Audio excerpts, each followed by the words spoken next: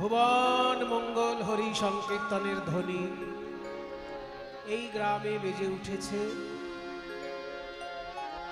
দিনের পর দিন আপনারা শ্রবণ করছেন ভগবানের গুণগাথা, ভগবানের লীলা রস আস্বাদন করছেন।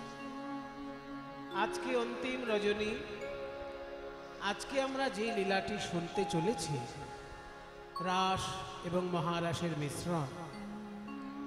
এই লীলার মধ্যে আমরা কিছু উপকার পাব, আমরা কিছু পাবো, আবার কিছু হারাবো। এ কথা আমি বলছি না, শ্রীমদ্ ভাগবত বলছে। আমি কোথাকার কি, আমার কথাকার কি দাম আছে? কিন্তু শ্রীমদ্ ভাগবতী বেদব্যাস বলছেন যে রাসলীলা শুনলে বা গাইলে তার একটা প্রাপ্তি আর একটা হারাবে, বিয়োগ হয়ে যাবে। তাহলে প্রাপ্তি যোগ আর বিয়োগ এই দুটো ঘটবে, একটা পাবেন একটা হারাবেন। কি পাবেন সেটা ভাগবত বলছে, একদম অন্তিম শ্লোক। আমি যে শ্লোকটা এক্ষুনি বললাম, এই শ্লোকটি হচ্ছে শ্রীমদ্ ভাগবতে রাসলীলা বর্ণনার অন্তিম শ্লোক। এবার অন্তিম শ্লোকটা আগে বলছি, এর কারণ গান যখন শেষ হয়ে যাবে তখন এত হই হুল্লোড় লেগে যাবে যে তখন আর শ্লোক শোনার মতো ধৈর্য কারো থাকবে না। সেই আগে একটু বলে নিচ্ছি উপকারিতার কথা, যেহেতু এখানে বলা আছে। এই যে কষ্ট করে গরমের মধ্যে হা হুতাশ করে যে গান শুনছেন, প্রাপ্তিটা কি হবে, সেই ফলটা ভাগবত বলছে। বিক্রীড়িতং ব্রজবধূভির্দঞ্চ বিষ্ণু, ব্রজগোপীদের সঙ্গে বিষ্ণুর এই যে বিশেষ রকমের খেলা, মানেটা হলো বিক্রীড়িতম মানে ক্রীড়া, ক্রীড়া থেকে ক্রীড়িতম, তাহলে বিক্রীড়িতম মানে বিশেষ রূপে ক্রীড়া, মানে বিশেষ ধরনের খেলা। কাদের সঙ্গে খেলা? ব্রজবধূভি, ব্রজগোপীদের সঙ্গে খেলা। কার খেলা? ইদঞ্চ বিষ্ণু, বিষ্ণুর খেলা। অর্থাৎ যাকে আমরা বাঁশি ধরে নাচতে দেখছি রাসলীলার মণ্ডপে, তিনি কিন্তু সাধারণ কোনো রাখাল ছেলে নন, তিনি হচ্ছেন বিষ্ণু। এবার বিষ্ণু শব্দের অর্থটা কি? বিষ ধাতু থেকে বিষ্ণু এসেছে, যেমন সহ ধাতু থেকে সহিষ্ণু, ক্ষয় ধাতু থেকে ক্ষয়িষ্ণু, যেটা ক্ষয় হতে থাকে তাকে বলে ক্ষয়িষ্ণু, যে সহ্য করতে পারে তাকে বলে সহিষ্ণু। মাইকটা কিন্তু মাঝে মাঝে একটু আওয়াজ হচ্ছে, এটা একটু সরিয়ে দাও। তাহলে বিষ্ণু ক্ষয়িষ্ণু মানে যেমন ক্ষয় হয়ে যায়, সহিষ্ণু মানে যেমন সহ্য শক্তিশীল, তেমনি বিষ্ণু, বিষ ধাতুর অর্থ হচ্ছে প্রবেশ, প্রবেশ করার ক্ষমতা যার আছে সে হচ্ছে বিষ্ণু। প্রবিষ্ণু হলে ঠিক হতো, কিন্তু পয়রা ফলাটা বাদ গিয়ে শুধু বিষ্ণুটা আছে, মানে প্রবেশ করার ক্ষমতা যার আছে সে হচ্ছে বিষ্ণু। প্রবিষ্ণু, প্রবিষ্ণুর প্রটা বাদ গিয়ে শুধু বিষ্ণু আছে, মানে প্রবেশ করার ক্ষমতা। ভালোর মধ্যেও যিনি আছেন, মন্দের মধ্যেও যিনি আছেন, চোরের মধ্যেও যিনি আছেন, সাধুর মধ্যেও যিনি আছেন, আলোতেও যিনি আছেন, অন্ধকারেও যিনি আছেন, যিনি ছাড়া কিছু নেই তিনিই তো বিষ্ণু। আমার মধ্যেও যিনি প্রবেশ করে আছেন, আপনাদের মধ্যেও যিনি প্রবেশ করে আছেন, তিনি হচ্ছেন বিষ্ণু। শঙ্করাচার্য বলছেন না, ত্বয়ি ময়ি চান্যত্রৈক বিষ্ণু ব্যার্ধং কুপ্যসি ময়ি অসহিষ্ণু। যে তোমার মধ্যেও যে বিষ্ণু খেলা করছে ভাই, আমার ভেতরেও তো সেই বিষ্ণুই খেলা করছে, তা আমার উপর তুমি রাগ দেখাচ্ছ কেন? নিজের উপর নিজে কেউ রাগ দেখায়? তোমার ভেতর যে বিষ্ণু, আমার ভিতরেও সেই বিষ্ণু। তাহলে বিষ্ণু শব্দের অর্থ হচ্ছে প্রবেশকারী। সমস্ত কিছুর মধ্যে যিনি প্রবেশ করে আছেন সেই বিষ্ণু খেলা করছেন, বিশেষ ধরনের খেলা করছেন, সাধারণ খেলা নয়। রাসলীলাটাকে বিশেষ ধরনের খেলা কেন বলা হলো? না, এই খেলায় শুধু শরীর কাজ করছে তা নয়, শুধু মন কাজ করছে তা নয়, আত্মা পরমাত্মার খেলা হচ্ছে। জীবাত্মার সঙ্গে পরমাত্মার খেলা হচ্ছে, সেই হচ্ছে বিরাট রাসলীলা, যেখানে জীবাত্মা আর পরমাত্মার খেলা হয়। সেই জন্য বলা হলো বিশেষ ধরনের খেলা। বিক্রীড়িতং ব্রজবধূভির্দঞ্চ বিষ্ণু, এই যে বিশেষ ধরনের খেলা রাসলীলা, শ্রদ্ধান্বিত অনুশৃণুয়াৎ, শ্রদ্ধান্বিত চিত্তে যদি কেউ বারবার শোনে, অথবা বর্ণয়েদিয়ঃ, অথবা যদি কেউ বর্ণনা করে, মানে যদি কেউ শ্রদ্ধাযুক্ত চিত্তে এই রাসলীলা শোনে বা গায়। গাওয়ার থেকে শোনাটা একটু সহজ, কারণ গাইতে গেলে সুর জানতে হবে, তাল জানতে হবে, কোনটার পরে কোনটা গাইলে ভুল হবে না সেসব চিন্তা ভাবনা করে গাইতে হবে, তো গাইতে গেলে একটু কঠিন আছে। শোনাটা গাওয়ার থেকে সহজ, তাহলে সেই জন্য শোনার কথাটা আগে দিল।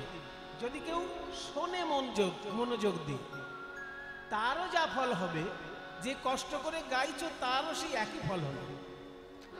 ফলটা কি?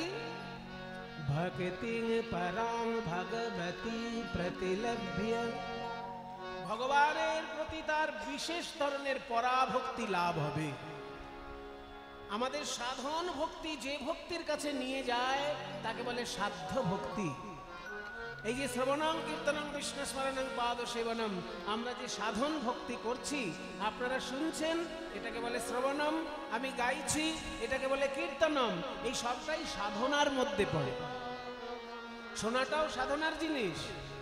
চট করে কেউ যদি কীর্তন শুনতে বসে, একদিনে সে বুঝে যাবে না। মনে করুন জীবনে কীর্তন শোনেনি, হঠাৎ করে বসেছে কীর্তন শুনতে, সে সব কিছু জেনে যাবে? মিনিমাম 100 পালা গান শুনতে হবে তাকে, তারপরে গিয়ে বোঝার চেষ্টা করতে পারবে যে কি কি শুনলাম। তাহলে শোনাটাও একটা সাধনার ব্যাপার, গাওয়াটা তো আরো সাধনার ব্যাপার। এই দুটোই সাধন ভক্তির মধ্যে পড়ে। তাই বলা হলো সাধন ভক্তি যে ভক্তির কাছে নিয়ে যায় তাকে বলে সাধ্য ভক্তি। আর এই সাধ্য ভক্তি লাভ হলে ভগবানের সঙ্গে আত্মীয়তা তৈরি হয়ে যায়।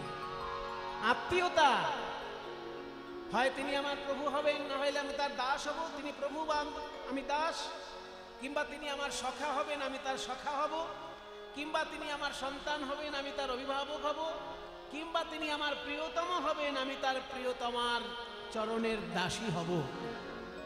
এই সম্পর্কটা তৈরি হয়ে যেতে পারে যদি সাধ্য ভক্তি লাভ হয়। তাই বলা হলো সেই সাধ্য ভক্তি পর্যন্ত পেয়ে যেতে পারে এই রাসলীলা বারবার শ্রদ্ধাযুক্ত চিত্তে যদি কেউ শোনে এবং গায়। ভক্তি পরাং ভগবতী প্রতিলভ্য, এটা বলা হলো কি পাবে। এবার হারাবে কি সেটাও শুনে রাখা ভালো। পাওনাটা শুনলাম, হারানোটা শুনবো না, সেটা তো হবে না। হারাবে কি? কামম হৃদরোগম, কামনা বাসনা রূপী হৃদয়ের রোগ হারিয়ে যাবে। বলছে পাবে ভক্তি আর হারাবে হৃদয়ের রোগ। হৃদয়ের রোগ আছে, আমরা হৃদয়ের রোগ বলতে বুঝি হার্টের অসুখ, ওটা হৃদযন্ত্রের রোগ, হৃদয়ের রোগ নয়। হৃদযন্ত্র আর হৃদয় আলাদা জিনিস। হৃদয়ে রসবোধ থাকে, হৃদযন্ত্রে কোনো রসবোধ থাকে না। তাই হৃদযন্ত্র যেটা, সেটার যেমন রোগ হয় তাকে বলে হার্টের রোগ, কিন্তু হৃদয়ের রোগ আবার কি না, হৃদয়ের রোগ বাসা বাঁধে কখন?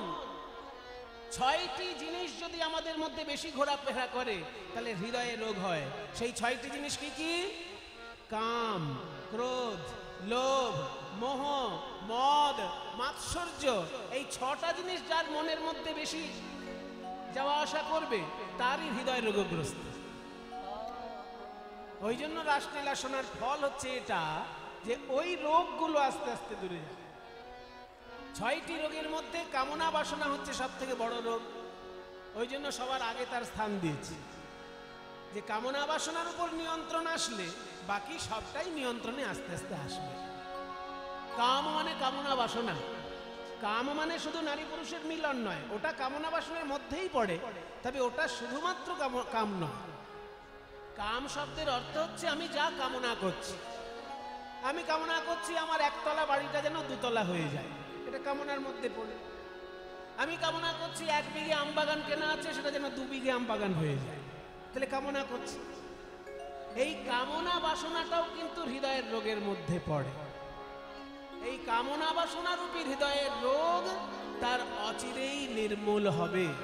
আর কামনা বাসনার উপর নিয়ন্ত্রণ আসলে বাকি সমস্ত কিছুর উপর নিয়ন্ত্রণ এসে যায়।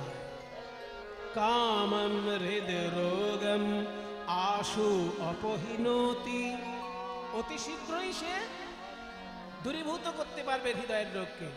অচিরেণ, অচিরেণ মানে অতি শীঘ্র। ধীর, ধীর মানে, ধীর মানে আস্তে, ওটা চলতি বাংলা। ধীরে কথা বলো মানে আস্তে কথা বলো, কিন্তু ধীর শব্দের অর্থ আস্তে নয়। ধয় দীর্ঘির ধীর, এই ধীর মানে হচ্ছে বুদ্ধিমান। কারণ ধী শব্দের অর্থই হচ্ছে বুদ্ধি। ধী শক্তি বলে না, ধী শক্তি বাড়াতে হবে, অর্থাৎ বুদ্ধি শক্তিটা বাড়াতে হবে। তাহলে ধী মানে বুদ্ধি, আর ধীর মানে বুদ্ধি আছে যার, অর্থাৎ ধীর শব্দের অর্থ হচ্ছে বুদ্ধিমান। বুদ্ধিমান ব্যক্তি যদি শ্রদ্ধাযুক্ত চিত্তে এই রাসলীলা বারবার শোনে বা বারবার গায়, সে পাবে গোবিন্দ চরণে পরাভক্তি আর হারাবে কামনা বাসনা রূপী হৃদয়ের দুরারোগ্য ব্যাধি। তাহলে আপনারা কোনটা নেবেন? যেটা পাবেন সেটা, না যেটা হারাবেন সেটা? বলে বাবা দুটো হলেই তো ভালো, কারণ রোগ যদি হারায় সেটা তো ভালোই। রোগ তো সবসময়, কিছু কিছু রোগ আছে মায়েরা খুব জনপ্রিয় রোগ,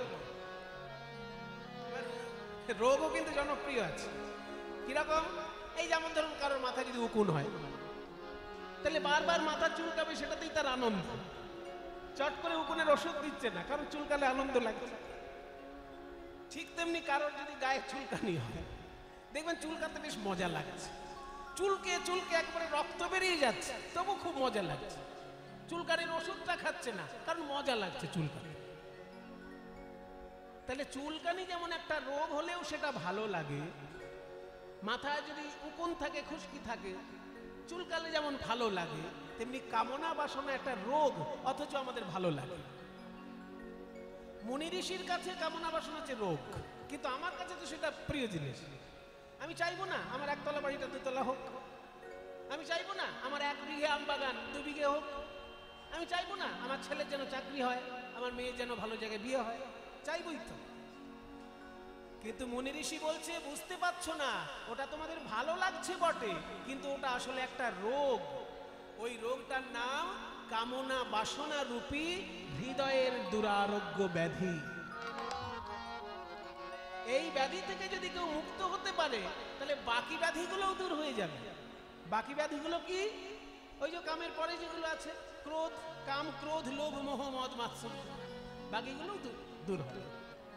কারণ প্রথমটাই একটু জ্বালাতন বেশি, ওই জন্য ওটা দূর হলে বাকিটা সব। তাই আমরা শুনলাম কি পাবো আর কি হারাবো, এটা খুব গুরুত্বপূর্ণ ব্যাপার। কারণ যে লীলা শুনবো তার ফলটা আমাদের উপর কি হবে, কি জন্য আমরা কষ্ট করে এই সারা রাত্রি ধরে গরমের মধ্যে বসে থাকবো না? আমরা পাবো এমন একটা ভক্তি, যে ভক্তি সাধনার দ্বারা হয় না, সাধন ভক্তিই সেই ভক্তি পাইয়ে দেয়, অথচ আমরা সরাসরি পাবো সেই। আর 2, আমাদের হৃদয়ে যে রোগ আছে কামনা বাসনারূপী রোগ, সেই রোগ দূর হয়ে যাবে। তো সেই রাসলীলা আজকে আস্বাদন করবেন গৌরাঙ্গ মহাপ্রভু। বৃন্দাবনের লীলা চিন্তা করছেন, ভাবছেন আমি তো রাসলীলা করেছিলাম, এই তো সেই নবদ্বীপকে দেখেই বৃন্দাবন ভাবছেন, কিন্তু যে যমুনার তীরে রাসলীলা করেছিলাম সেই যমুনা কই? দেখতে দেখতে যেই গঙ্গার তীরে গিয়েছেন, ওই সুরধুনী গঙ্গার জল দেখে ভাবছেন প্রভু এই তো আমার সেই যমুনা। যমুনার ভাব সুরধুনী রে করিল, বল বল যমুনা, ও যমুনা, এই কি তুমি সেই যমুনা প্রবাহিনী?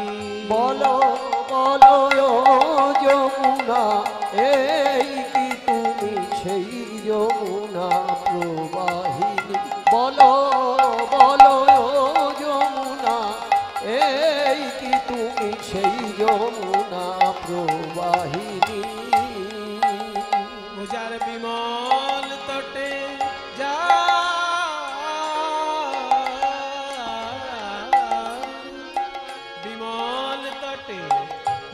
রূপের হাটে বিকাত নীলকান্ত মনি। ও যার বিমল তটে রূপের হাটে বিকাত নীলকান্ত মনি। ও যার বিমল তটে রূপের হাটে বিকাত নীলকান্ত মনি। আস্তে। শাড়ি বিক্রি হয় শুনেছি, গয়না বিক্রি হয় শুনেছি, কিন্তু ভগবান বিক্রি হয় এ তো শুনিনি কোথাও বাবা। ওটাই বলছে যে যমুনার তীরে এমন একটা হাট বসতো, সেই প্রেমের হাটে, ব্রজগোপীর রূপের হাটে ভগবান বেচা কেনা হতো জানো। ব্রজগোপীগণ ভগবান বিক্রি করছেন, আর যাদের অনুরাগ রূপী ভক্তি আছে তারা কিনে নিতে পারছে। ভগবান কেনা বেচা হয় বৃন্দাবনে যমুনার তীরে। তুমি কি সেই যমুনা? তবে ওখানে কেনা বেচা করতে পয়সা লাগে না, অনুরাগ লাগে। যার বিমল তটে রূপের হাটে বিকাত নীলকান্ত মনি। ও যার রূপের হাটে বিমল তটে বিকাত নীলকান্ত মনি। যমুনায় ও যমুনা এই কি তুমি সেই যমুনা প্রবাহিনী। বলো বলো ও যমুনা এই কি তুমি সেই যমুনা প্রবাহিনী। তুমি যদি সেই যমুনা হও তাহলে তোমার সেসব কই? যমুনার তীরে রুনুঝুনো নুপুর বাজতো, কই সেই নুপুর? না শুনি নপুর ধ্বনি, না শুনি কে কিনি। না শুনি নপুর ধ্বনি, না শুনি কিঙ্কিনি। না শুনি নপুর ধ্বনি, না শুনি কে কিনি। না শুনি নপুর ধ্বনি, না শুনি কিঙ্কিনি। মধুর হাসি, মধুর হাসি, মধুর হাসি, মধুর বাঁশি। মধুর হাসি মধুর বাঁশি।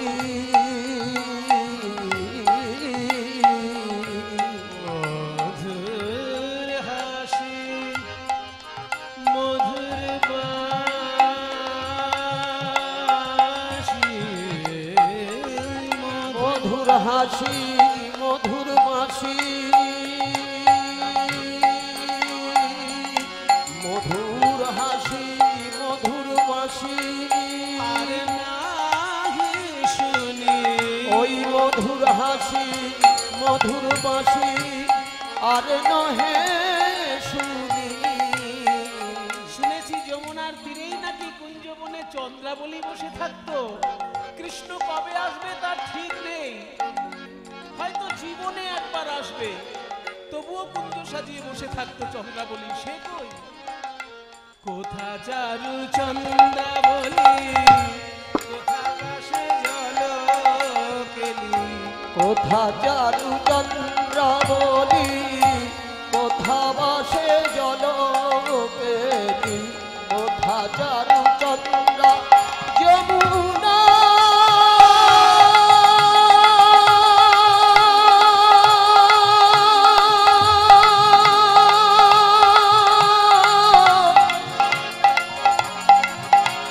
যমুনা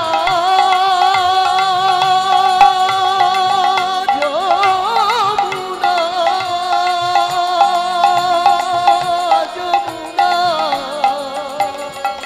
যমুনা যমুনা কোথা চারু চন্দ্রাবলী, কোথা বাসে জলকেলি। রাস বিহারী বংশীধারী, রাস বিহারী বংশীধারী।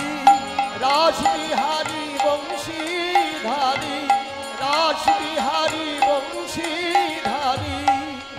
ও তার তার বামে, ও তার বামে, ও তার বামেতে রাই বিনোদিনী।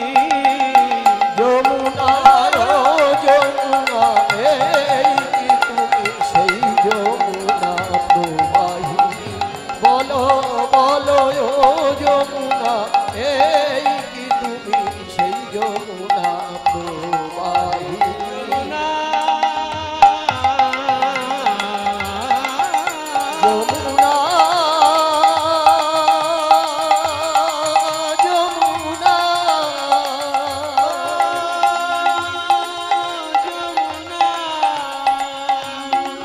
বলো যমুনা এই কি তুমি সেই যমুনা প্রবাহিনী, বলো বলো যমুনা এই কি তুমি সেই যমুনা প্রবাহিনী। যমুনাকে তো পেলাম, এলাহাবাদে যমুনার জল এসে গঙ্গায় মিশছে। যমুনার যত জল বৃন্দাবন থেকে আসছে এলাহাবাদে এসে মিশে যাচ্ছে গঙ্গার সঙ্গে, প্রয়াগরাজ তীর্থে মিশে যাচ্ছে। তাহলে গঙ্গার মধ্যেই যেহেতু যমুনার জল মিশে আছে, গঙ্গাই তো যমুনা। যমুনা তো পেয়ে গেলাম, কিন্তু ললিতা, বিশাখা, রাধারানী, গোপীগণ তারা কই? ফুলের বাগান কই?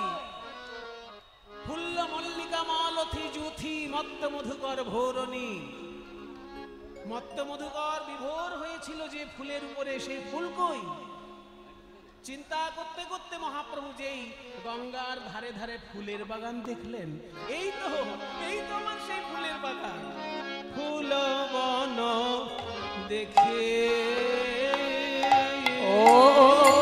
ওই ফুল বন দেখি, ফুল বন দেখি বৃন্দাবনের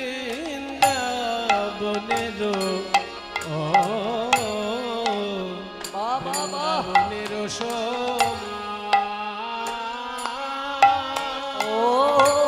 ওই ফুল বন দেখি, ফুল বন দেখি বৃন্দাবনের বৃন্দাবনের সমা এই তো সেই বৃন্দাবন, বলে এই তো সেই বৃন্দাবন। হেরি গোরা ফুল বন, বলে এই তো সেই বৃন্দাবন। আজ হেরি গোরা ফুল বন, বলে এই তো সেই বৃন্দাবন। হেরি গোরা ফুল বন হলো পূর্ব লীলায় উদ্দীপন। হেরি গোরা ফুল বন পূর্ব লীলায় উদ্দীপন। আজ হেরি গোরা ফুল বন পূর্ব লীলায় উদ্দীপন। আজ হেরি গোরা ফুল বন পূর্ব লীলায় উদ্দীপন। আজ হেরি গোরা ফুল বন পূর্ব লীলায় উদ্দীপন। আজ হেরি গোরা ফুল বন পূর্ব লীলায় উদ্দীপন। আজ হেরি গোরা ফুল বন পূর্ব লীলায় উদ্দীপন। আজ হেরি গোরা ফুল বন বলে এই তো সেই বৃন্দাবন। এবার সহচর বনব্রজ, ওই সহচর গণব্রজ, সহচর গণব্রজ গোপী, ব্রজ গোপী অনুমান রে। ওই সহচর একই ভাব রে।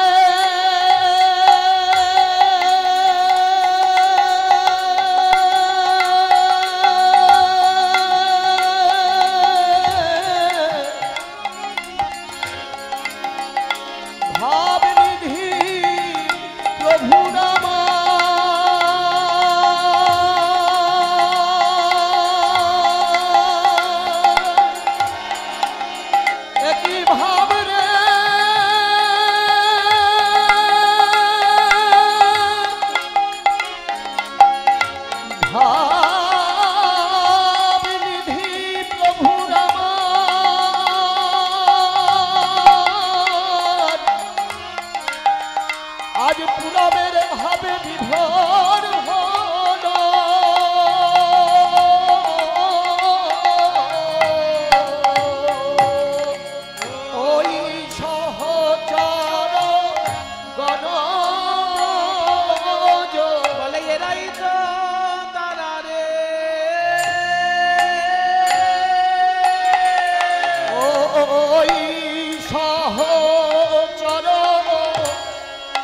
গণব্রজ বলে এরাই তো তারা রে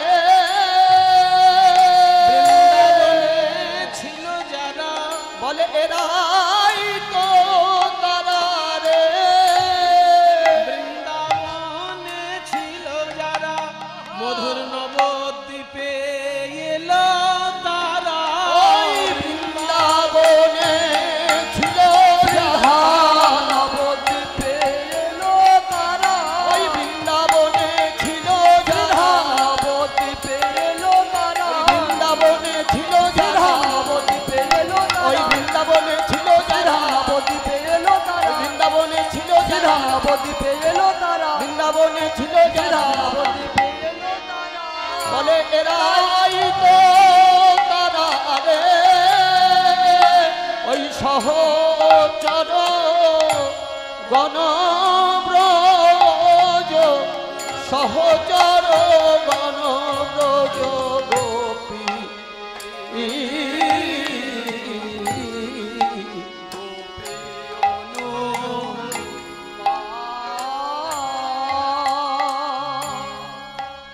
বৃন্দাবনে ছিল যারা নবদ্বীপে এলো তারা এরাই তো তারা রে। কথাটা শুনলাম বটে কিন্তু বিশ্বাস হলো না, কারণ বৃন্দাবনে যারা শ্রীকৃষ্ণের সঙ্গে নেচেছিলেন তারা সবাই নারী, আর মহাপ্রভুর সঙ্গে নবদ্বীপে যারা নাচছেন তারা সবাই পুরুষ, একটাও নারী নেই। বরং নারী যদি ঢুকে পড়তো ওই পুরুষের মধ্যে মহাপ্রভু নৃত্য বন্ধ করে দিতেন। একটু এগুলো জেনে রাখা ভালো। ছেলে মেয়ে মিলে একদম হই হুল্লোড় করে পাগলের মতো নাচবে, সেটা কিন্তু মহাপ্রভুরও বাঞ্ছনীয় ছিল না। যদি নাচতেই হয় ছেলে মেয়ে একসঙ্গে, একদিকে মেয়েরা নাচবে অন্যদিকে ছেলেরা নাচবে, কিন্তু ছেলে মেয়ে মিলেমিশে একবার হই হুল্লোড় করে কীর্তনে নাচবে, এই জিনিসটা মোটেই বাঞ্ছনীয় নয়। মহাপ্রভু অন্তত এটা পছন্দ করবেন না, কারণ তার শ্রীধাম নবদ্বীপে তার যে লীলা আমরা দেখেছি বা শুনেছি, সেখানে একটা ঘটনা আছে, ছোট্ট ঘটনা বলে রাখি, শুনে নিন। একবার মহাপ্রভু শ্রীবাস অঙ্গনে কীর্তন করছেন, কিন্তু কিছুতেই ভাব আসছে না, কোনো মতেই ভাব উদয় হচ্ছে না কীর্তনে। তখন সবাই বলছে কেন আজকে ভাব হচ্ছে না? তো বলছে শ্রীবাস, তোমার অঙ্গনে তো প্রতিদিন কীর্তন গাওয়া শুরু করলে কিছুক্ষণ পরেই ভাবের উদয় হয়, আজকে কেন ভাব উদয় হচ্ছে না? দেখো তো এই যেখানটা আমরা গান করছি এই ঘরটার মধ্যে আমরা ছাড়া আর কেউ লুকিয়ে আছে কিনা? রসিক সঙ্গে যদি বেরসিক প্রবেশ করে তাহলে ভাব উদয় হবে না, তো এখানে অন্য কেউ আছে কিনা দেখো। তো পুরো ঘরটার মধ্যে খুঁজে দেখা গেল যে ঘরের কোণে ঝুড়ি চাপা দেওয়া রয়েছে, আর ঝুড়িটা যেই তুলেছে দেখে ঝুড়ির ভিতর এক বুড়ি। এ যেমন তেমন বুড়ি নয়, এ হলো শ্রীবাসের শাশুড়ি। শ্রীবাসের শাশুড়ি শুনেছিলেন যে মহাপ্রভু যখন শ্রীবাস অঙ্গনে রসকীর্তন করবেন তখন নাকি নারীদের প্রবেশ নিষেধ, তাই তিনি লুকিয়ে লুকিয়ে ঝুড়ির ভেতরে থেকে একটু ঝুড়ির ফাঁক থেকে ওই রসকীর্তনের রস আস্বাদন করার চেষ্টা করছেন। কিন্তু যেহেতু ওই ঝুড়ির মধ্যে উনি লুকিয়ে রয়েছেন, মহাপ্রভু জানি না কেন হয়তো উপলব্ধি করেছেন কিছু, সেই জন্য কীর্তন সেদিনকে তার কিছুতেই ভাব আসছে। এবার ঝুড়ির ভেতর থেকে যখনই শাশুড়ি বেরিয়ে পড়েছে, শ্রীবাসের শাশুড়ি, তাকে তো অসম্মান করা যায় না, কারণ শাশুড়ি হচ্ছে মা। শাশুড়ি হচ্ছে মা, যিনি কন্যাদান করেন তিনি গর্ভদায়িনী মায়ের মতনই মাননীয়া। সেই জন্য জন্মদায়িনী মা আর কন্যাদায়িনী মা অর্থাৎ শাশুড়ি, শিক্ষাদায়িনী মা যিনি মাস্টার মশাই শিক্ষা দিচ্ছেন, সেই মাস্টার মশাইয়ের স্ত্রী ও মায়ের সমতুল্য। ব্রাহ্মণ পত্নী মা, গরু মা, ধরিত্রী মা, এগুলো সব মায়ের মধ্যে পড়ে। তাই শাশুড়িকে হাত জোড় করে শ্রীবাস বলছে, দেখুন মা, আপনি যে এখানে ঝুড়ি চাপা ছিলেন, লুকিয়ে লুকিয়ে নিমাই পণ্ডিতের ভাব দেখছিলেন, অন্য কেউ হলে আমি ঘাড় ধাক্কা দিয়ে বার করে দিতাম, কিন্তু আপনি আমার মা, সেই জন্য চরণে ধরে বিনয় করছি, আপনি এক্ষুনি এই ঘর ছেড়ে বাইরে যান। আপনি না গেলে আমার মহাপ্রভুর কীর্তনে ভাব উদয় হচ্ছে না। কেন করলেন এটা? শাশুড়ি তো মাতৃস্থানীয়, সে থাকলেই বা কি হতো? এখানে উত্তর হলো এই, আজকে শাশুড়ি আছে, কালকে যদি শাশুড়ির পাশে তার শালি বসে গান শুনে, আস্তে আস্তে ওই একটা সুযোগ দিলেই বাকি সুযোগ নিয়ে যত খুশি অন্যায় অবিচার শুরু হয়ে যায়। সেই জন্য সুযোগটাই দেওয়া চলবে না। আজকে না হয় শাশুড়ি, কিন্তু শাশুড়িকে যদি ছেড়ে দিলেন, দুদিন পরে তো শাশুড়ির পাশে শালিও এসে বসবে, তারপরে শালির যিনি বৌদি আছেন তাকে হয়তো ডেকে এনে বসবে, নানান রকম শুরু হয়ে যায়।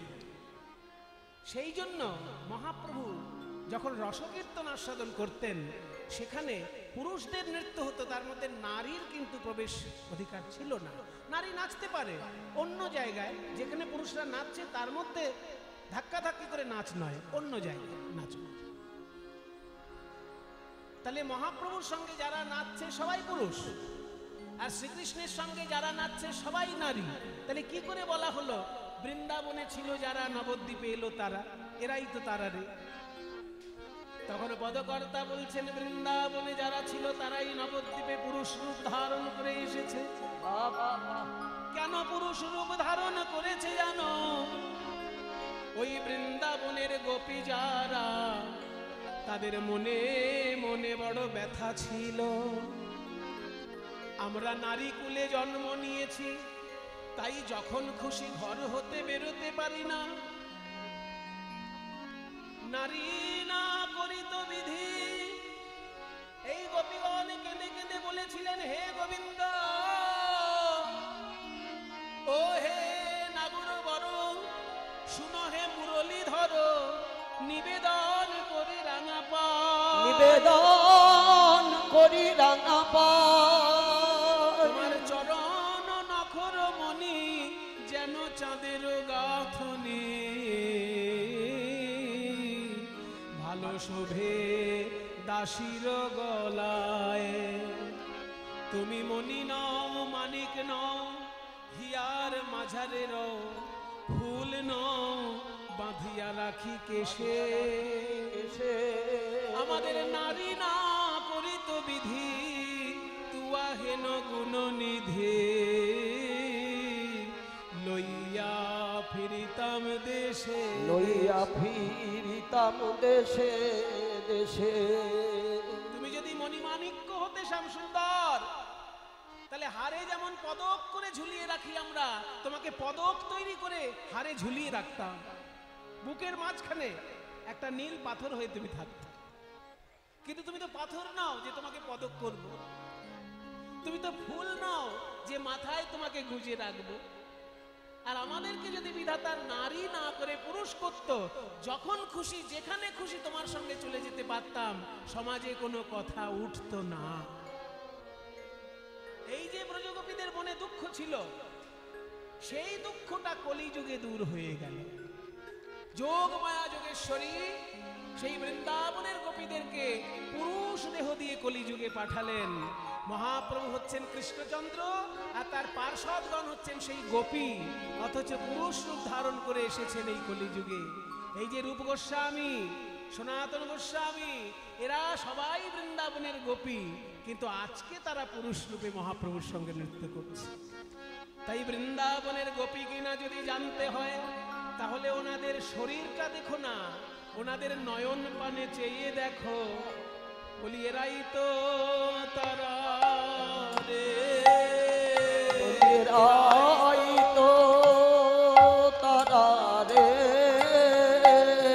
নয়ন ধারায় পড়লো ধরা, এরাই তো তারা রে। এরা নয়ন ধারায় পড়লো ধরা, এরাই তো তারা রে। এরা যদি বৃন্দাবনের গোপী নাইবা হবে, বৃন্দাবনের গোপী নাইবা হবে, তবে কৃষ্ণ বলতে গেলেই এনাদের নয়ন ধারা বইবে কেন গো?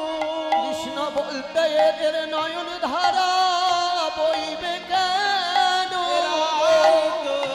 তারা রে বলি এরাই তো তারা রে নয়ন ধরায় পড়ল ধরা এদের কৃষ্ণ বলতেই বহে বহে ধারা নয়ন ধারায় পড়ল ধরা কৃষ্ণ বলতে বহে ধারা এরা নয়ন ধারায় পড়ল ধরা কৃষ্ণ বলতে বহে ধারা এরা নয়ন ধারায় পড়ল ধরা এরা নয়ন ধারায় পড়ল ধরা এরা নয়ন ধারায় পড়ল ধরা বলে রাই তো তারা রে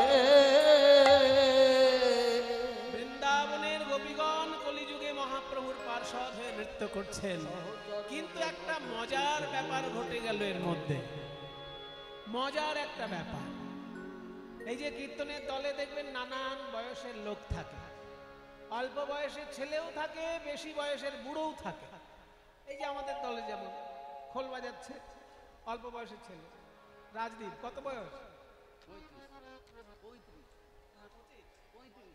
আচ্ছা, রাজদীপ ছোট ছেলে 35 বছর বয়স, তোমার 40 বছর, আপনার উনি আবার 70-এর উপরে, তাহলে 35 বছর আর 70 বছর ডবল হয়ে গেল। তাহলে কীর্তনের দলে নাচার সময় বেশি নাচার কথা কার? 35 না 70? 35-এর বেশি নাচার কথা তো, কিন্তু উনি বেশি নাচছেন কি না? 70 যা সে বেশি নাচছে না। মহাপ্রভুর দলেও কিন্তু তাই হয়েছে। মহাপ্রভুর দলে নানান বয়সের ভক্ত, কিন্তু সব থেকে বয়স বেশি যার, আজকে সব থেকে বেশি নাচছেন তিনি। তার নাম কি? অদ্বৈত নাচে রে, অদ্বৈত নাচে রে, অদ্বৈত নাচে রে, অদ্বৈত নাচে রে, অদ্বৈত নাচে রে, ওই নাচে রে নাচে রে আমার অদ্বৈত নাচে রে, নাচে রে নাচে রে আমার অদ্বৈত নাচে রে, ওই নাচে রে নাচে রে আমার অদ্বৈত নাচে রে, নাচে রে নাচে রে আমার অদ্বৈত নাচে রে। আপনার এত বয়স হয়ে গেছে, মহাপ্রভুর থেকে 52 বছরের বড় অদ্বৈত, 52, অথচ তিনি সব থেকে বেশি নাচছেন। এত নাচছেন কেন আজকে? কিসের আনন্দ? কি পেয়েছেন? রস পেয়েছেন? রস? কি রস? রাসের রস। আজ তাই পেয়েছি আমি, আজ তাই পেয়েছি, আজ তাই পেয়েছি, আজ তাই পেয়েছি, আমি আজ তাই পেয়েছি, আজ তাই পেয়েছি, তারপরে যা চেয়েছি আজ তাই পেয়েছি, ওই তারপরে যা চেয়েছি আজ তাই পেয়েছি, তারপরে যা চেয়েছি আজ তাই পেয়েছি, তারপরে যা চেয়েছি আজ তাই পেয়েছি, তারপরে যা চেয়েছি আজ তাই পেয়েছি, তারপরে যা চেয়েছি আজ তাই পেয়েছি। কি চেয়েছো তুমি আর কি পেয়েছো? এই অদ্বৈত আচার্য হচ্ছেন সেই শিব ঠাকুর। রাস মঞ্চে যখন শিব ঠাকুর প্রবেশ করতে পারছিলেন না, তখন তিনি গোপী সেজে একটা ওড়না ঢাকা দিয়ে, গোপী ভাব পাওয়া তো কঠিন, তাই গোপী সাজ গ্রহণ করে শিব ঠাকুর প্রবেশ করেছে। যেই একটা ওড়না ঢাকা দিয়ে রাসমঞ্চে প্রবেশ করেছেন শিব ঠাকুর, অমনি রাস চক্র বন্ধ হয়ে গেল। কেন আমার এই রাস চক্র বন্ধ হয়ে গেল? নিশ্চয়ই গোপী ভাব ছাড়া অন্য কোনো ভাবের প্রবেশ ঘটেছে। দেখা যাক, আমি পরীক্ষা করে দেখবো গোপী ছাড়া কাউকে এখানে থাকতে দেবো। দেখি, তোমায় দেখি।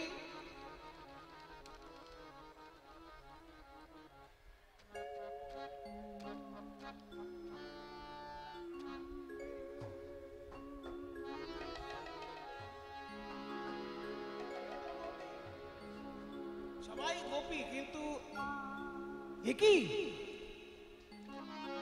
এত লম্বা গোপী কোত্থেকে এলো? আমার থেকেও লম্বা। বাবা, আবার একটা সাপ ফোঁস করছে ভিতরে। সাপ নিয়ে কোন গোপী এলো? আচ্ছা তোমার নাম কি গো? আমার নাম শ্বেত গোপী। শ্বেত গোপী আবার কি?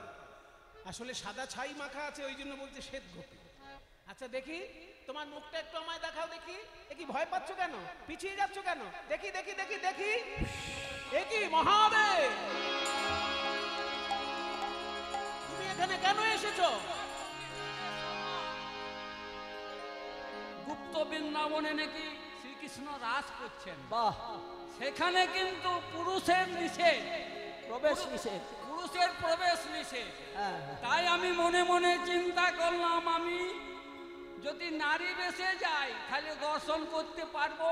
বাহ। তাই আমি নারী বেশ ধারণ করে আপনার এখানে এসেছি। বেশ। মহাদেব, ওহে মহাদেব,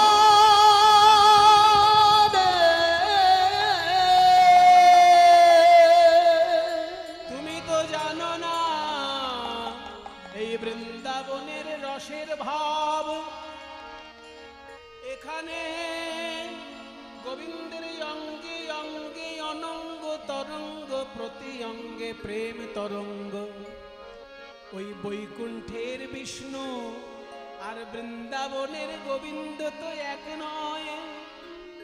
কারণ বৈকুণ্ঠের বিষ্ণু চক্রধারী, সেই বিষ্ণুই যদিও শ্রীকৃষ্ণ, কিন্তু শ্রীকৃষ্ণ হলেন বংশীধারী। তাই শোনো মহাদেব, গোপী হতে পারোনি বলে তুমি গোপীর সাজ গ্রহণ করেছ। তুমি যদিও দেবাদিদেব মহাদেব, কিন্তু তুমি অপরাধ করেছ। কারণ বৈষ্ণব ভাবনা অনুযায়ী আশ্রয় লইয়া ভজে, তারে কৃষ্ণ নাহি তেজে, আর সব মরে অকার। আর সব মনে অকার। বৈষ্ণব ভাব পেতে গেলে আশ্রয় গ্রহণটা সবার আগে দরকার। তুমি যদি কোনো বৃন্দাবনের গোপীর চরণে আশ্রয় করতে, তাহলে সে তোমাকে শিক্ষা দিয়ে দিত ব্রজভাব কেমন হয়। কিন্তু আশ্রয় না করে তুমি সরাসরি ব্রজগোপীর বেশ ধারণ করে এসেছো। তুমি তো সাধারণ মানুষের মতো ভুল করে ফেললে। সাধারণ মানুষ কি ভুল করে? গীতার পাতায় বলে দিয়েছেন ভগবান, অবজানন্তি মাং মূঢ়া মানুষিং তনুমাশ্রিতং পরং ভাবমজানন্ত মম ভূত মহেশ্বরম। আমার সত্যিকারের স্বরূপ জানতে না পেরে বোকা লোকেরা, ওই বোকা লোকেরা আমাকে নররূপে লীলা করতে দেখে অবজ্ঞা করে। তাই বোকা মানুষের মতো তুমি আমার নররূপের লীলাকে অবজ্ঞা করেছো বলে আগামী কলিযুগে তুমি নরকুলে জন্মগ্রহণ করো। ওহে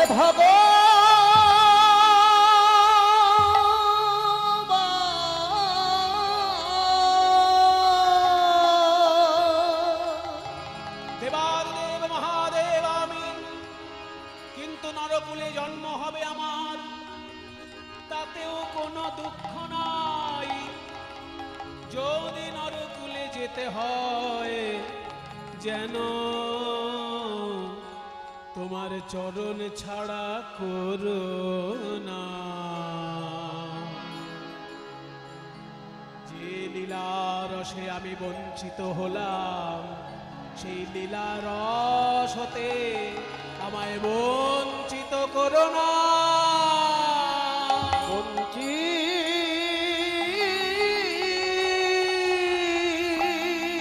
করো না। ভোলানাথ, তুমি বড় চতুর।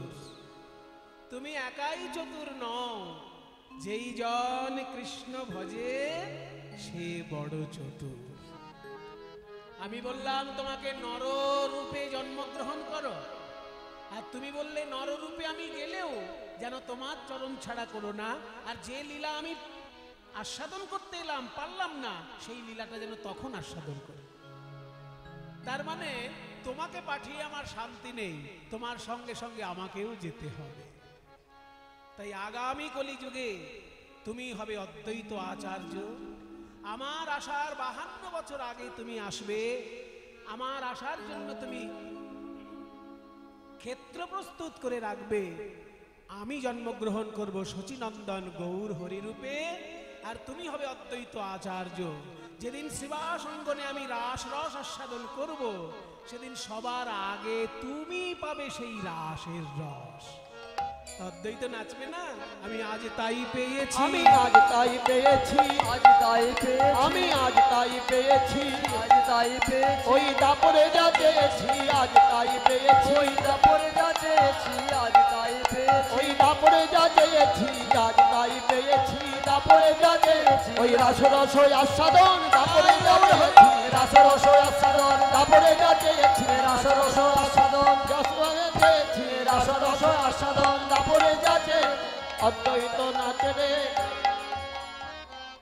গোপীগণকে পেলাম, যমুনাকে পেলাম, ফুল বাগান পেলাম, কিন্তু বাঁশি কই? রাসলীলায় বাঁশির সুর শুনেই তো গোপীগণ ছুটে এসেছিলেন। আমার কলিযুগে বাঁশি কই? চিন্তা করতে করতে যে এই শ্রীখোলের উপর নয়ন পড়েছে প্রভু, ওই শ্রীখোল মৃদঙ্গ দর্শন করে প্রভু বলছেন, এই তো আমার সেই বাঁশি। খোলো করো তালো, ওই খোলো করো তালো, খোলো করো তালো গোরা সুমেলো, সুমেলো করিয়া। ওই খোলো করো তালো, খোলো করো তালো গোরা সুমেলো, সুমেলো করিয়া। তার মাঝে নাচে, ওই তার মাঝে নাচে গোরা, তার মাঝে নাচে গোরা, ও তার মাঝে নাচে গোরা, তার মাঝে নাচে গোরা। জয় জয় জয় দিয়া, জয় হোক জয় হোক, বলে জয় হোক জয় হোক, রাসেশ্বরী রাই কিশোরীর জয় হোক জয় হোক, ওই রাসেশ্বরী রাই কিশোরীর জয় হোক জয় এই হোক, রাসেশ্বরী রাই কিশোরী রাসবিহারী বংশীধারী, রাসেশ্বরী রাই কিশোরী রাসবিহারী বংশীধারী, রাসেশ্বরী রাই কিশোরী রাসবিহারী বংশীধারী, রাসেশ্বরী রাই কিশোরী রাসবিহারী বংশীধারী, রাসেশ্বরী রাই কিশোরী রাসবিহারী বংশীধারী। জয় হোক জয় হোক, ও তার মাঝে নাচে গোরা, তার মাঝে নাচে গোরা। জয় জয় জয় দিয়া। খোল আজকে কথা বলছে, খোল আবার কথা বলে গো, বলে ধিক টান ধিক টান, ধিক টান, তাকে ধিক তাকে ধিক, শত শত শত ধিক। কাকে ধিক্কার দিচ্ছে? বলে তাকে ধিক তাকে ধিক, তাকে ধিক তাকে ধিক, কীর্তনেতে ঘুমায় যারা। এই যে মায়েদের বাড়িতে এখন আত্মীয় স্বজন এসে ভরে গিয়েছে, সারাদিন প্রচুর রান্না করতে হয়েছে, এইবার কীর্তনে এসে প্রথম ঘন্টাখানেক বেশ সুন্দর, মনের আনন্দে খুব মাথা নাড়ছে। এবার তারপর আস্তে আস্তে শুরু হচ্ছে, কীর্তন খুব ভালো হচ্ছে, খুব ভালো। আস্তে আস্তে চোখটি ছোট হয়ে আসছে, কীর্তন খুব ভালো হচ্ছে।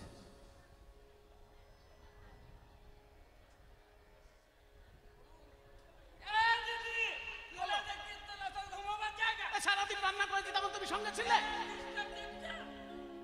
বলে তাকে ধিক তাকে ধিক, কীর্তনেতে ঘুমাই যারা, তাকে ধিক তাকে ধিক। ওই কীর্তনেতে ঘুমাই যারা, তাকে ধিক তাকে ধিক। কিন্তু মজার ব্যাপার, অনেক রাত্রির হয়ে গেছে, এখনো কিন্তু আমি কোনো মাকে ঘুমোতে দেখিনি। পরে কি হবে জানি না, এখনো কিন্তু খুব একটা ঘুমোতে দেখছি না। সবাই ভাবছে আমরা তাহলে বেঁচে গেলাম। বেঁচে গেলাম নয়, আরো বাকি আছে। তাকে ধিক তাকে ধিক, তাকে ধিক তাকে ধিক। বাড়ির কথা যারা বলে, তাকে ধিক তাকে ধিক। বাড়ির কথা যারা বলে, তাকে ধিক তাকে ধিক। তাহলে বাড়ির কথা বললেও চলবে না, আরো আছে।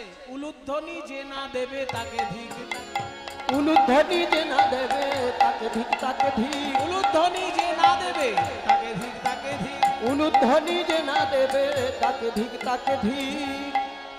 মায়েরা খুব সুন্দর উলুধ্বনি দিয়েছেন, বাবারা সাবধান, এবার খোল আপনাদের দিকে ঘুরে বলবে তাকে ধিক তাকে ধিক। তাকে ধিক তাকে ধিক, হরি বল যে না বলবে, তাকে ধিক তাকে, হরি বল যে না বলবে তাকে ধিক তাকে ধিক, হরি বল যে না বলবে তাকে ধিক তাকে ধিক। হরি বল যে না বলবে, তনে আসরে এসে হরি বল যে না বলবে, তনের আসরে এসে হরি বল যে না হরি বলবে, বল হরি বল হরি বল হরি বল হরি বল হরি বল হরি বল, আরে তাকে ধিক তাকে, বাসুদেব ঘোষে ওই বাসুদেব ঘোষে, বাসুদেব ঘোষ তাহে করয়ে করয়ে বিলাস। ওই বাসুদেব ঘোষে, বাসুদেব ঘোষে তাহে করয়ে করয়ে বিলাস।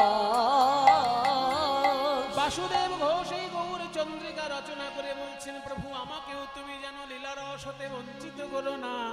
আরে রস রস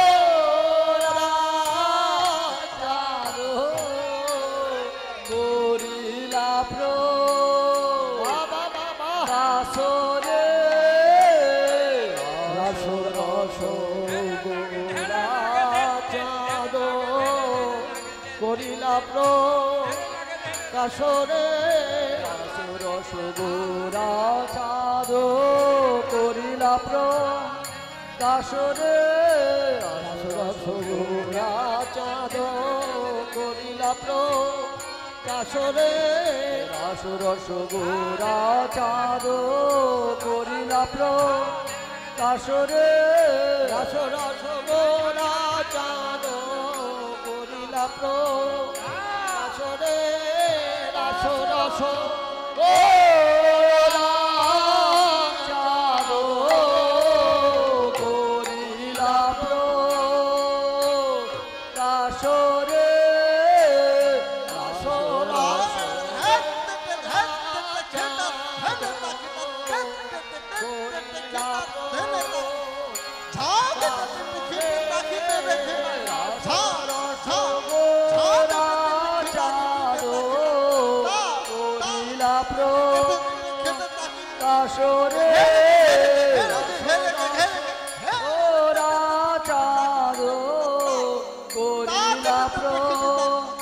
প্রকাশরে রস রস গোরা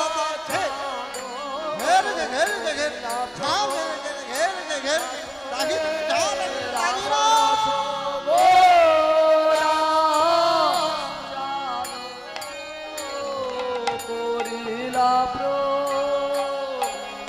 প্রকাশরে রস রস গোরা করিলা প্রকাশরে রস রস গোরা করিলা প্রকাশরে রস রস গোরা করিলা প্রকাশরে রস রস গোরা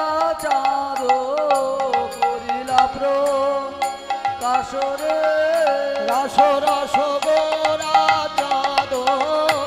করিলা প্রকাশরে রস রস গোরা করিলা প্রকাশরে রস রস গোরা করিলা প্রকাশরে রস রস গোরা করিলা প্রকাশরে রস রস গোরা করিলা প্রকাশরে রস রস গোরা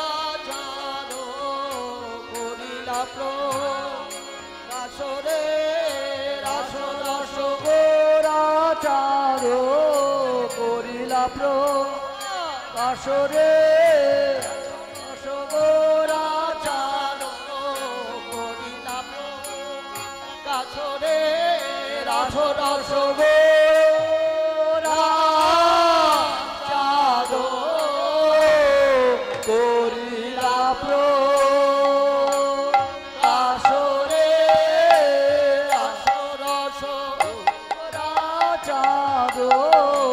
করিলা প্রকাশরে রস রস গোরা করিলা প্রকাশরে রস রস গোরা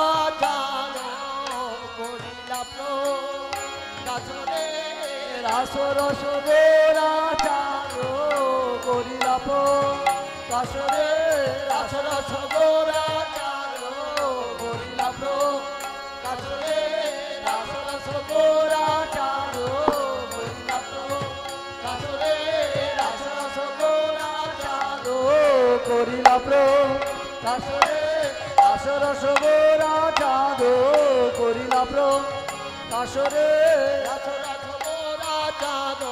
করিলা প্রকাশরে রস রস গোরা করিলা প্রকাশরে রস রস গোরা করিলা প্রকাশরে রস রস গোরা করিলা প্রকাশরে রস রস গোরা করিলা প্রকাশরে রস রস গোরা করিলা প্রকাশরে রস রস গোরা করিলা প্রকাশরে রস রস গোরা করিলা প্রকাশরে রস রস গোরা করিলা প্রকাশরে রস রস গোরা করিলা প্রকাশরে রস রস গোরা করিলা প্রকাশরে রস রস গোরা করিলা প্রকাশরে রস রস গোরা রস রস গোরা করিলা প্রকাশরে রস রস গোরা করিলা প্রকাশরে রস রস গোরা করিলা প্রকাশরে রস রস গোরা করিলা প্রকাশরে রস রস গোরা করিলা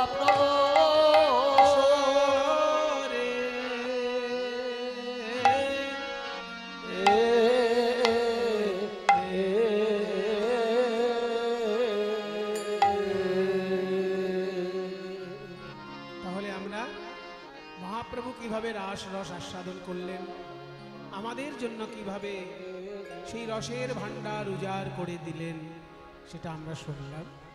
এবার আমরা মধুময় বৃন্দাবনে ভগবান শ্রীকৃষ্ণের রাস এবং মহারাস আস্বাদন করতে। ভগবান নাচছেন আর আমরাও সংসারের মায়ার চক্রে নাচছি। তার নাচ আর আমাদের নাচে কতখানি পার্থক্য সেটা সুরদাস লিখেছেন তার ভজনে। আমরা একটু শুনে নি ভজনটা। রে গোপাল রে রে नंदलाल अरे हो नंदलाल तू नाच रहा है रास लीला में और हमें नाचा रहा है संसार की खेल में। तू नाच रहा है रास लीला में और हमें नचा रहा है संसार के खेल में। तेरे और हमारे नाच में कितना अंतर है देख ले।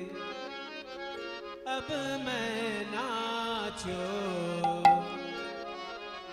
बहुत गोपाल, अब मैं नाचो बहुत गोपाल, अब मैं नाचो बहुत गोपाल, अब मैं नाचो बहुत गोपाल, अब मैं नाचो बहुत गोपाल, अब मैं नाचो बहुत गोपाल। काम क्रोध के पहरे छोड़ना, काम क्रोध की पहरी चोलना, काम क्रोध के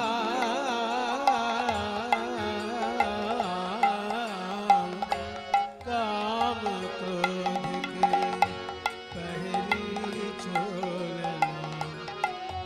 তুমি পড়েছো দুটো বস্ত্র, গোবিন্দের গায়ে দুটি বস্ত্র আছে, একটি হলো ধুতি আর একটা ওড়না। আগেকার দিনে মানুষের ছেলেদের পোশাক ছিল ধুতি আর উত্তরীয়। ওড়নার মতো যেটা নেয় সেটা উত্তরীয় আর ধুতি, এই দুটো কাপড় গোবিন্দের। গলায় রয়েছে উত্তরীয় আর কোমরে ধুতি। আমাদেরও দুটি কাপড় আছে, সেই দুটো কাপড়ের নাম কি জানো? কাম ক্রোধ কি। কাম আর ক্রোধ এই দুটি বস্ত্র পরিধান করে আমরা নাচছি। আর তুমি পীতাম্বর আর পীতোত্তরীয় গলায় দিয়ে নাচছো। কাম ক্রোধ কি পহরে চোলনা, काम क्रोध की पहरी चोलना। मेरे गले में जो माला है, अरे गोपाल रे, तेरे गले में जो माला है फूलों से बनी हुई है। গোপালের গলায় যে মালা, সেই মালা ফুল দিয়ে তৈরি। গোবিন্দের গলায় অনেক রকমের মালা থাকে। ফুলের মালার দুটি রূপ, একটা মালা গলা থেকে হাঁটু অবধি দলে, তাকে বলে বনমালা। আর যে ফুলের মালায় 5 রকমের রঙের ফুল থাকে তাকে বলে বৈজয়ন্তী মালা। গোবিন্দের গলায় 5 রঙের ফুলের মালা, আর আমার গলায় যে মালা সেখানেও পঞ্চপুষ্প। সেই পঞ্চপুষ্প কি কি? শব্দ, স্পর্শ, রূপ, রস, গন্ধ। কানের বিষয় শব্দ, চোখের বিষয় রূপ, নাকের বিষয় গন্ধ, জিহ্বার বিষয় রস, আর ত্বকের বিষয় স্পর্শ। এই পঞ্চ তন্মাত্র নিয়ে আমরা মালা বানিয়ে নাচছি। काम क्रोध की पहिरी चोलना, कंठ में विषय की माल रे गोपाल रे गोपाल रे गोपाल रे गोपाल, अब मैं